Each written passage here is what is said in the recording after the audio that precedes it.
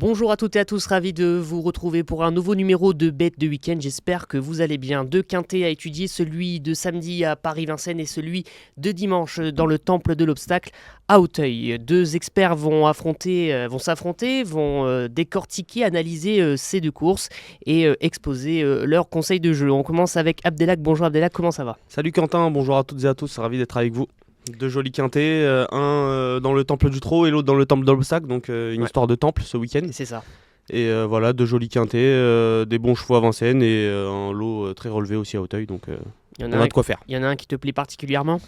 Bon, forcément j'aime beaucoup celui d'Auteuil, mais J'imagine. je sais que mon comparse va s'occuper de celui de Vincennes bien comme il faut. Comparse et adversaire qui va peut-être préférer Vincennes. Bonjour Dylan, comment ça va ? Bon, ça va bien, de retour de vacances, donc on est tout frais, tout dispo. New York, Et en plus, magnifique. c'est magnifique et de retour et c'est la semaine de la réouverture de Vincennes, donc impeccable. Ouais, tout va bien, dans le meilleur des mondes. Ah ouais. Nickel. Allez, messieurs, on commence l'étude du Quintet Plus de ce samedi. Le prix d'Auxerre, disputé sur la cendrée parisienne, 2850 mètres. Dylan, est-ce que tu peux nous présenter cette course et nous dire qui aura ta préférence ? C'est un très beau quintet plus. Ce prix d'Auxerre, ils seront 16 au départ de cette course, des trotteurs de 5 ans et n'ayant pas gagné 160 000, donc c'est vraiment une bonne catégorie. On peut le voir d'ailleurs au passé de la course, c'est Jasmine de Bayeul qui gagnait ça l'an passé, et il y a 2 ans un participant au prix d'American Legend Race, It's a Dollar Maker tout de même, donc il faut le souligner. Il y avait même d'ailleurs dans cette course Iroise de Hanoï, Kidwell, Hibiscus Man, c'est dire le niveau de cette course. Donc on a vraiment des trotteurs qui sont promis à un bel avenir, et notamment mon favori, le numéro 13, Carambar. T'aimes les bonbons, Dylan ? Ouais, j'adore ça malheureusement, et je pense que ça peut coller. Ouais. Tu vois, Oh là là là. C'était Cette tout émission préparé. commence très bien. Ouais, non mais Carambar, Ouais. c'est un très bon cheval. Ce Carambar de Laurent Abrivard, Mhm. il collectionne les bâtons depuis le début de sa carrière, et il a enchaîné, il totalise 8 victoires en 16 sorties. Ce Carambar, il vient d'effectuer je trouve une très bonne rentrée avec ses fers, et je trouve qu'il s'est vraiment 6e. très bien comporté en retrait. Bien sûr, voilà, il n'était pas parmi les premiers, mais ce n'était pas un objectif. L'objectif, c'est ce samedi. Il est déféré des 4 pieds, il est en mode course, il est très performant dans cette configuration. À mon avis, il ne va pas taper loin, il a déjà battu ces chevaux-là, donc première chance. Abdelak, est-ce que tu manges le même bonbon ou tu es parti sur autre chose, toi ? Bah, j'aime bien Carambar, je l'ai gardé dans mon ticket forcément, mais en tête je vais préférer le numéro 6, Kevin Prince. Kevin Prince, c'est l'entraînement et la drive de Michel Rottengatter, qui a pas mal pris son temps avec ce cheval, qui fait du très bon boulot avec ce Kevin Prince. Il a réalisé une très bonne année 2024 d'ailleurs sur la cendrée parisienne. Il a couru à 5 reprises, il a gagné 2 fois une place et une disqualification. D'ailleurs ce jour-là, c'était le 9 novembre il me semble, cette disqualification. Il semblait se rapprocher avec pas mal de ressources. Il était dans le dos d'un adversaire en 3ème épaisseur. Puis d'un seul coup, il s'est déréglé au niveau de ses allures. Donc on a senti que son driver ne pouvait plus tout simplement lui demander d'accélérer. Et il a été ensuite disqualifié pour ses allures, logiquement. Mais ce jour-là, il avait pas mal de ressources. Et je pense que s'il ne s'était pas déréglé dans le tournant final, il aurait donné très chaud aux chevaux qui avaient fait l'arrivée ce jour-là. Après, il avait gagné sur ce parcours le 4 octobre dernier. Il dominait d'ailleurs le numéro 12, Kyoto Jigeo, que j'ai aussi retenu très haut. Et le 13, Carambar, qui finissait du coup derrière Kevin Prince. Et il a connu un petit break après ses dernières courses à Vincennes. Il vient de faire sa rentrée à Volvega, il s'est tout simplement baladé. Bon, je pense qu'il est présenté au top, sinon Michel Rottengatter ne ferait pas le déplacement, et je pense qu'il va lutter pour la gagne. Kevin Prince donc face à Carambar, ce sont les deux favoris de nos deux experts ici en plateau. Messieurs, est-ce qu'il y a quels sont les chevaux qui pourraient accompagner vos favoris sur le podium ? Je pense peut-être à Captain du... Pardon, j'ai peur d'écorcher le nom, Captain du Lamoine, en numéro 16. Liamon, Liamon, moi, c'est une première chance, ce Captain du Liamon. C'est le plus riche de l'épreuve, tout simplement. Et la dernière fois, il finissait vraiment de belle manière. Ce cheval-là, c'était sur les 2100 mètres, mais il a également très bien fait sur la distance. Il a même remporté la dernière fois qu'on l'a vu sur cette distance à Vincennes. Donc non, ce Captain du Liamon, avant le coup, il est vraiment très bien engagé. Il est en forme. Il a vraiment des atouts dans son jeu, ce cheval-là. Abdelak. Ouais, je suis d'accord avec Dylan pour ce numéro 16, Captain Juliamon. Bon, c'est pas pour rien que c'est le plus riche du lot. Voilà, il a montré aussi qu'il était très compétitif sur ce parcours de longue haleine. Il est associé à un driver qui le connaît très bien. La famille Prat a l'habitude de travailler entre elles et ça fonctionne plutôt pas mal. Donc voilà, je l'ai gardé également ce Captain Juliamon. Très bien. Laurent-Claude Abrivard a peut-être les clés de la course, messieurs, avec Carambar qui est le favori de Dylan, mais aussi Confiné qui reste sur une victoire, Dylan. Oui, Confiné. Oui, Confiné. Après, je trouve qu'elle a pas une grande marge de manœuvre. Même si, voilà, la dernière fois, je trouve qu'elle a vraiment eu le parcours sur mesure. Elle est venue l'emporter. Le lot a été peut-être moins relevé. Moins relevé, Il était un petit peu moins relevé.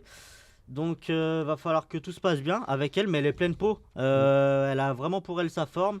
Donc, elle peut lutter pour les places. La victoire, ça me paraît difficile avant le coup, même si avec un parcours sur mesure, bien sûr, je ne serais pas étonné quand même qu'elle l'emporte. Mais je la vois plus pour les places avant le coup. Ouais, je l'ai gardé en bout de combinaison. C'est vrai qu'elle a besoin d'un excellent parcours. Comme le disait Romain Le Cellier à la rédac, il faut masquer l'effort de Confiné. Et si elle arrive à trouver le passage au bon moment, je pense qu'elle peut venir prendre une place, même si, comme l'a dit Dylan, je suis complètement de son avis, le lot dernièrement était moins relevé que celui-ci, donc il va falloir que tout se passe bien. Avant de passer à vos tickets, messieurs, peut-être deux chevaux qui sont peut-être des points d'interrogation, c'est peut-être pas où les situer. En tout cas, dans l'émission Ticket Gagnant, les deux experts hésitaient un petit peu. Ernesto Roch, l'As, avec Benjamin Rochard. Qu'est-ce qu'on en fait, messieurs ? C'est pas facile de cerner sa candidature. Une fois, c'est bien. On a pu le voir cet hiver. Il a remporté tout de même un groupe 3. C'est un drôle de lot. Devant Caviarissime, Edgar Saba, Jasmine, Kamehameha. Tout de même, c'est Ernesto Roch. Et derrière, c'était moins bien. Il n'a pu confirmer. C'est un cheval qui est demeure intermittent. On ne sait pas quoi faire avec lui. Une fois, c'est bien, une fois, c'est pas bien. Donc, très irrégulier. Ouais, non, ce n'est pas facile de faire un choix. C'est vraiment, voilà, comme on pourrait le dire, une affaire d'impression avec lui. Mais dans un bon jour, il est capable de très bien faire. Moi, je l'ai gardé, Ernesto Roch, parce que si déjà j'ai bien aimé sa victoire l'antépénultième fois. C'est pas facile. C'était pas facile. Mais c'est envoyé. Ouais. Et puis, il avait bien gagné face à de très bons chevaux. Et quand on regarde vraiment bien ses deux dernières performances, l'avant-dernière fois, il était parti sur une faute. Donc il avait presque perdu toute chance au départ, même si il n'avait pas été disqualifié, il s'était retrouvé trop loin. Et la dernière fois, il avait beaucoup de ressources, il se rapprochait dans le wagon de 3, dans le dos d'un cheval. Et puis il y a un wagon de 4 qui s'est formé. Le cheval qui était devant lui s'est complètement arrêté. Et du coup, il s'est retrouvé, il passait dernier, malchanceux. Et on a senti le cheval contrarié. Donc il a fait la faute, une faute vraiment de contrariété pour moi. Donc si Benjamin Rochard parvient à lui donner le bon parcours, je suis convaincu qu'il va faire l'arrivée Ernesto Roch. Très bien. Et le deuxième et dernier cheval dont je voulais vous parler, c'est peut-être le numéro 14, Energy Kingar, qui sera associé à Jean-Michel Bazir, 6e la dernière fois dans le prix de Fontainebleau. Qu'est-ce qu'on en fait de ce cheval, Dylan ? Moi, je l'adore. Je l'ai placé juste derrière Carambar, ce Energy Kingar. C'est un cheval, la dernière fois, pour son retour à Vincennes, il terminait 6e honorablement, mais avec ses fers. Là, on enlève les 4 fers et on fait appel à Jean-Michel Bazir, c'est vraiment l'objectif. C'est un cheval qui a montré beaucoup de qualité en Italie, donc je m'en méfie tout particulièrement. Pareil pour toi, Abdelak il a montré de la qualité en Italie, mais il ne nous a pas montré grand-chose, si ce n'est la dernière fois, 6e, c'est vrai que c'était pas mal, mais les perfs d'avant à Paris-Vincennes, c'était pas... C'était pas flamboyant. J'ai pas trop aimé ces perfs. Voilà, là il va être associé à Jean-Michel Bazir, donc il va attirer un peu d'argent, donc je trouve que c'est une impasse sympa. Très bien. Allez messieurs, on passe à vos tickets. Abdelak, tu as la main, je t'en prie. Kevin Prince en tête, je suis chaud avec Kevin Prince qui a bien préparé cette course du côté de Volvega et qui va venir à 100% pour affronter ces chevaux-là à Vincennes. En deuxième position, j'ai placé Kyoto Digeo. On n'a pas eu l'occasion d'évoquer, mais c'est vraiment un très bon cheval. C'est le fer de lance de l'écurie de Laurent-Michel David. Il a beaucoup de classe, il est sur son parcours. Le 1er janvier, il avait eu un parcours très difficile. Il était à 2 pendant toute la course et il avait bien prolongé son effort, battu vraiment dans les dernières foulées par Captain Juliamon. Donc attention à ce Kyoto Digeo. Carambar en 3e position, je pense que c'est une base solide pour finir dans les 5 premiers. Captain Juliamon qui avait battu Kyoto Digeo et qui qui est souvent là à l'arrivée, très régulier, qui fait bien le parcours, donc on est obligé de faire avec. On a parlé d'Ernest Rock, je l'ai placé en 5e position.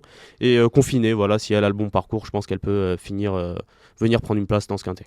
Dylan. Pour moi, mon favori, vous l'avez compris, c'est le numéro 13, Carambar. Je trouve que c'est vraiment un excellent cheval. Il est déféré des 4 pieds, il a été affûté pour cette épreuve. Et j'ai bien aimé sa rentrée. Et à mon avis, à l'avenir, ça sera un cheval de groupe, ce Carambar. Ensuite, le numéro 14, Energy Kingar. La dernière fois, il m'a tout de même plu avec ses fers. On enlève les fers cette fois-ci et on fait appel à Jean-Michel Bazir. Ensuite, le 16, capitaine du Liamon. La dernière fois, c'était à note. Il terminait vraiment de très belle manière. Il a déjà gagné sur le parcours. Le favori d'Abdelak, le numéro 6, Kevin Prince. C'est un cheval qui possède énormément de qualité. Il a un drôle de moteur, ce cheval-là. Après, va falloir rester vigilant à son sulky. Par moment, il a un petit peu sur du verglas dans ses allures. Donc, c'est pourquoi je ne l'ai placé qu'en 4e position. Le 5, Enoch, on n'en a pas parlé. C'est mon outsider, un petit peu ma botte secrète. Ce Enoch, la dernière fois, c'était un véritable cauchemar. Il n'a jamais pu trouver l'ouverture alors qu'il avait encore des ressources. Il est déféré totalement cette fois-ci. On a fait appel à Paul Ploquin. Et pour finir, le numéro 10, on n'en a pas parlé également. Le Cash Lady, c'est une jument qui fait quasiment toutes ses courses. Elle se donne quasiment à chaque fois à fond.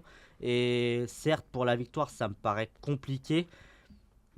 Pas compliqué, mais elle est barrée par plusieurs rivaux. Mais pour une place, c'est vraiment une belle chance.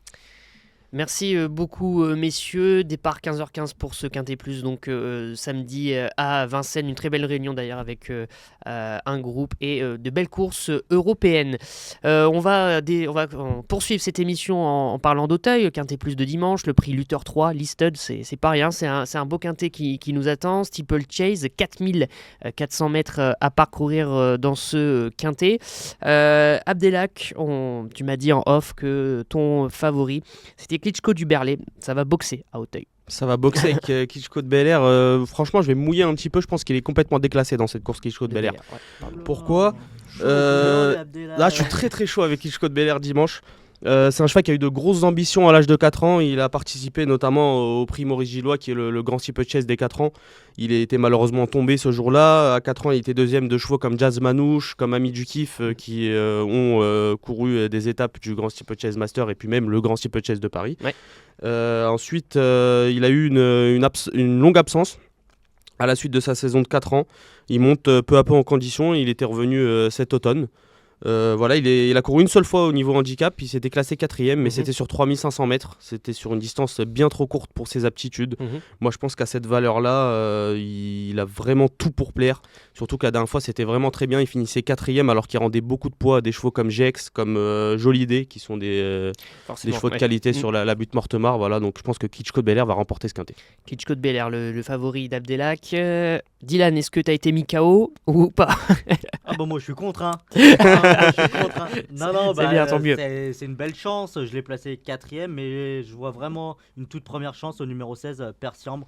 On a tout vu, le dernier coup. Ouais. Alors là, on a regardé la cassette, comme on pourrait dire. Bien sûr. Et il finissait vraiment de très belle manière pour sa rentrée, une grande rentrée. Ouais. Il terminait 6e sur les haies. Et puis là, il va retrouver le steeple. Et sur le steeple, tout simplement, il n'est jamais sorti du podium. Ce cheval-là, je pense qu'on a vraiment préparé ce Quintet Plus. Et à mon avis, il va pas être loin de la vérité. Très bien, donc le numéro 16 favori de Dylan et le numéro 2 favori d'Abdelak qui sont assez chauds en tout cas par rapport à leurs favoris pour ce Quintet Plus d'Auteuil. Messieurs, on va peut-être parler du haut de tableau, numéro l'As Jachar qui a fini 7e du prix Fondeur le 17 novembre dernier. Abdelak, Jachar, malgré le poids, est-ce que tu l'as retenu ?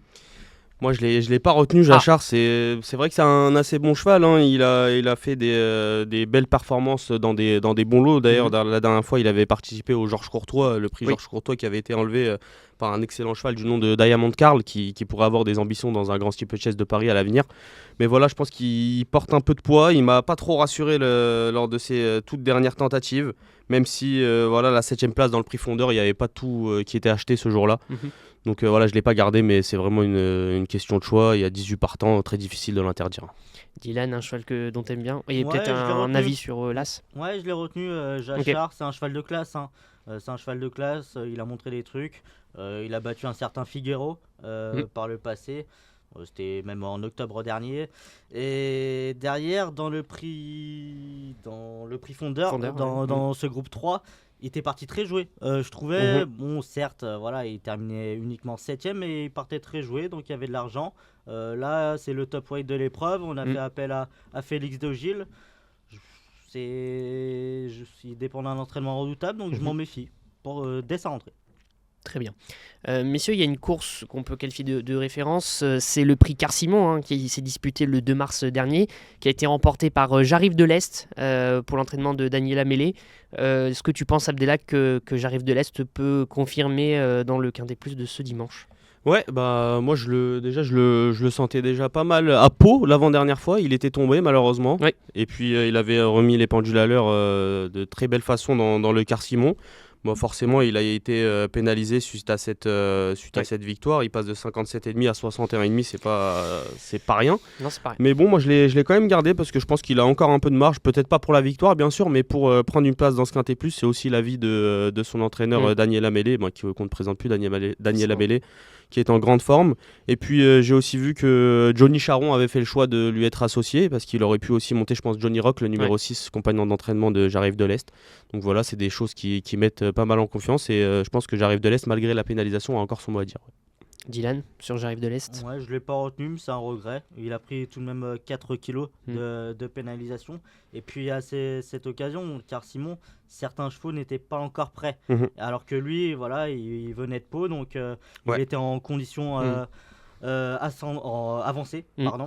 Mais cette fois-ci, il a pris 4 kilos. Ses rivaux sont un peu plus prêts. Donc c'est pourquoi j'ai fait le choix de ne pas le retenir, mais c'est un regret. Tu gardes la main, est-ce qu'il y a un cheval que tu aimes bien, que tu as mis dans ton ticket, dont on n'a pas encore parlé ?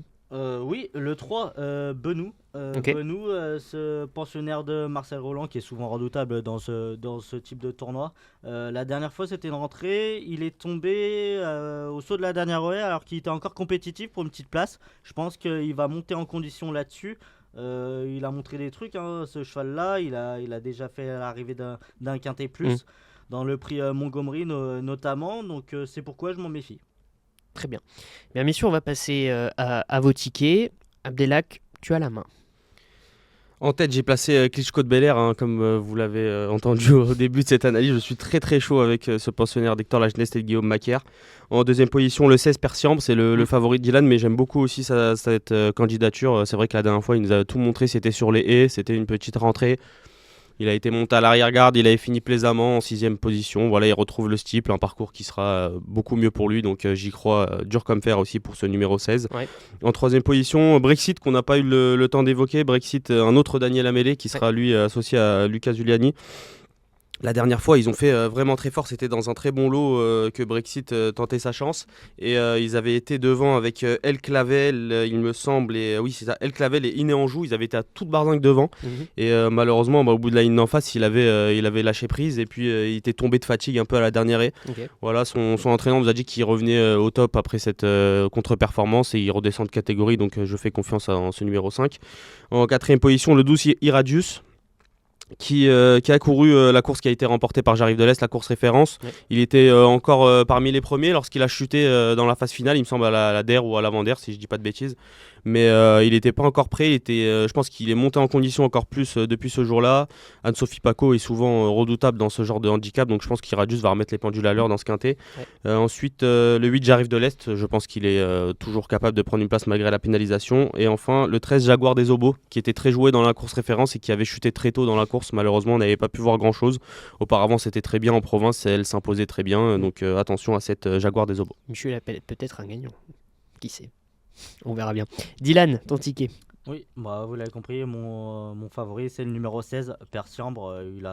On a tout vu. Le dernier coup, il a vraiment très bien sprinté sur le plat. Donc ce Persiambre, à mon avis, il ne va pas être loin du compte. Le 5, Brexit. Abdelak a tout dit. Il a même terminé auparavant deuxième du prix Jean Doumen derrière Goliath Dureux. Donc c'est vraiment une belle référence. Drôle de cheval, Goliath Dureux. Ouais. Donc les pensionnaires de Daniel Amélé, il faut souvent s'en méfier. Ensuite le 3, Benou, pour sa rentrée, voilà, il est tombé dans le prix Car-Simon, mais alors qu'il avait encore sa chance, à mon avis il est encore monter en condition là-dessus, donc je m'en méfie. Ensuite le 2, Klitschko de Belair, le favori d'Abdelak. Je suis pas aussi chaud quand même qu'Abdelak.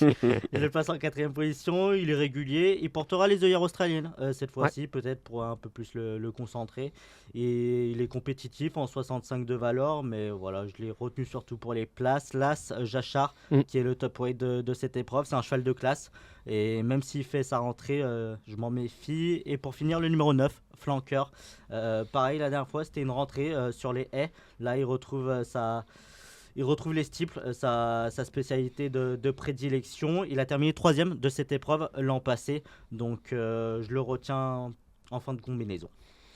Très bien. Eh bien, merci beaucoup, messieurs, pour ces 2 tickets. J'espère que vous avez bien pris note. Et rendez-vous également à 15h15 pour le Quintet Plus de ce dimanche à Auteuil. Abdelak, merci beaucoup. Merci Quentin, merci les gars. Dylan, merci beaucoup. Merci à vous. Et on se retrouve vendredi prochain pour un nouveau numéro de Bête de Week-end. Salut.